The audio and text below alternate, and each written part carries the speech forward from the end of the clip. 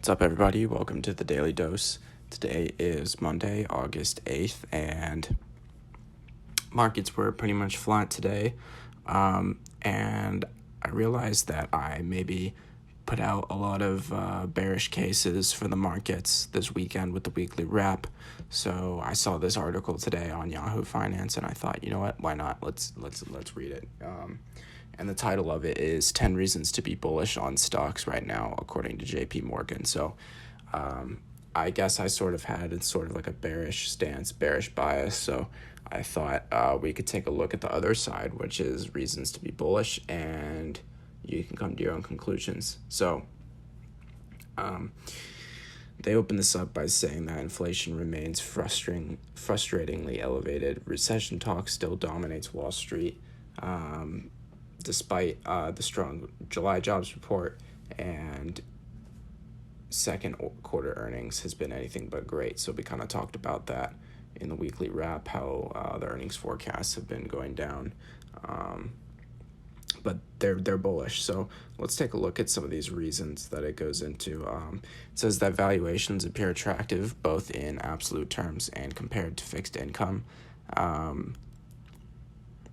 I mean, we kind of went into that this week and in previous weeks where we looked at valuation metrics, and while the valuations have come down, they've actually gone back up a little bit since June on what we believe to be the market kind of pricing in inflation having peaked and a Fed pivot coming soon.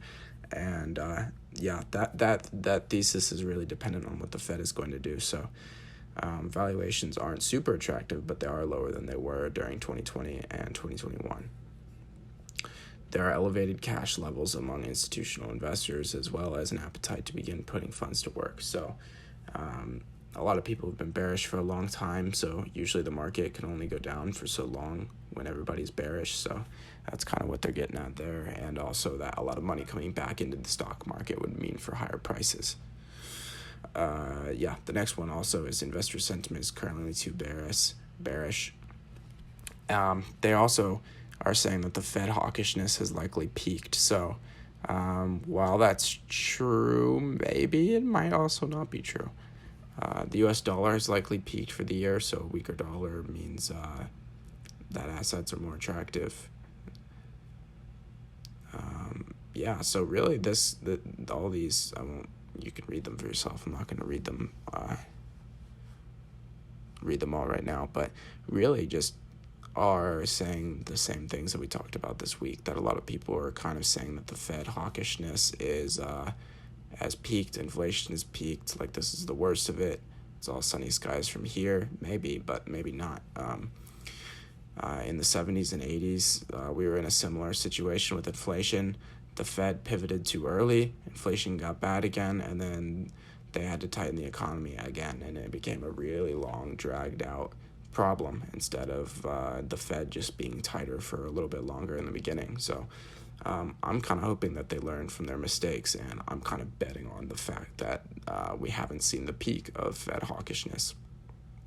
So year to date, S&P 500 is only down about 13% now, so it's not even down as much as it was. It was at about 20%. So S&P 500 today, we gapped up at the open and bought up and then sold off for the rest of the day and ended about flat. The S&P 500 was down 0.12%, and it kind of makes sense that this is what happened. We're kind of sitting at a resistance level, but the market kind of wants a reason to go back down, because there hasn't been any data confirming that the Fed is going to have to raise rates, even though that's what raise rates by 0.75 again, even though that's what they've been saying is probably going to happen. So I think the inflation report on Wednesday is going to be a big deal. If we still see some growth in the inflation rate, then I think the Fed is going to have to stay as hawkish as they are right now, and I think that the market rally that was really pricing in inflation having peaked and the Fed pivoting we're going to have to give up a little bit of those gains. But yeah, I think a lot of what happens at this level is gonna be determined on Wednesday. So tomorrow could be another kind of flat day. If it goes down in the beginning of the day, it might get bought up. If it goes up in the beginning of the day, it might sell off again like it did today. So here's Bitcoin. Bitcoin is still really no man's land, but it's made another higher low, so I expect it to make another higher high. It's kind of just grinding its way up to this 28,000, 30,000 level that we've been looking at for a while.